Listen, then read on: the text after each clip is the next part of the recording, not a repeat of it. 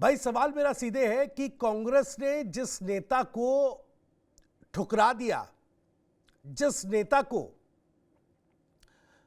चुनाव तक लड़ने नहीं दिया गया पार्टी के सिंबल तले, क्या उसे लपकने की कोशिश हो रही है? और दूसरा सवाल उसके पीछे उससे जुड़ा हुआ, क्या अब सरकार किरोड़ीलाल मीणा का इस्तीफा स्वीकार करेगी या किसी तरह की कार्रवाई, जैसा विपक्ष सवाल पूछ रहा है, क्या वो होगा?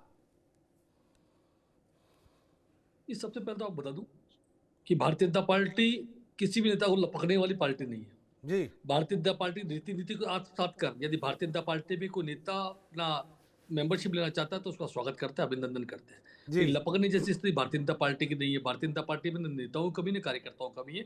भारतीय जनता पार्टी कार्यकर्ता आधारित पार्टी, कार्यकर्ता का निर्माण करने वाली पार्टी और कार्यकर्ता ही पार्टी की बड़ी पूंजी है। इसलिए आपको एक कह देना मैं न्यायोचित नहीं है कि भारतीय जनता पार्टी किसी नेता को लपकने की मंशा रखती है, पहली जी बात।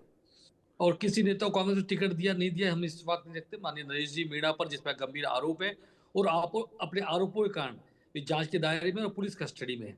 और मैं समझता हूं कि जिस प्रकार के उन पर जांच चल रही है उसके उसके बारे में चर्चा अलग से की जाए और उनके साथ तो विषय अलग हो सकता है। लेकिन आपने करुणा जी मीणा का भी जिक्र कर दिया।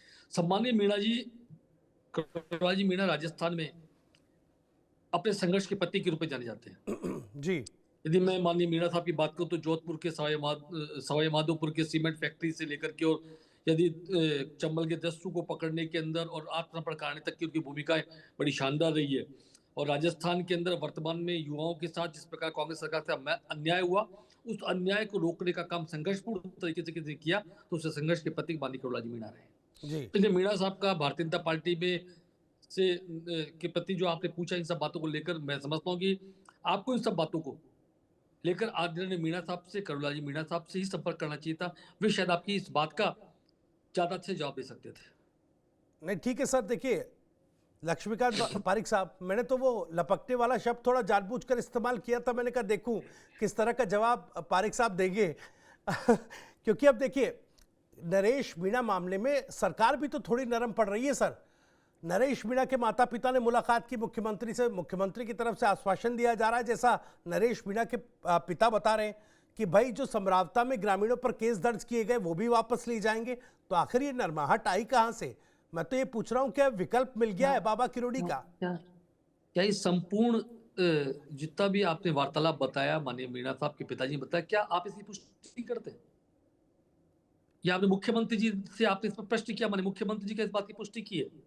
यदि इस बात की पुष्टि माननीय मुख्यमंत्री जी नहीं की और आप भी नहीं करते, मैं इसकी पुष्टि कैसे कर सकता हूँ? जब दो लोगों के बीच में संवाद हुआ, तीसरा वहां मौजूद नहीं था, आप उसकी पुष्टि तीसरे व्यक्ति से करवा देना चाहते हैं।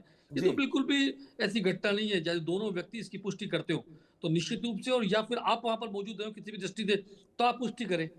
हमारा नरमुख नहीं है, हम कानून सम्मत काम करने जा रहे हैं। कानून के अनुसार जो कार्य कानून की परिधि में और कानून की सीमाओं में होगा वे कार्य किया जाएगा। जी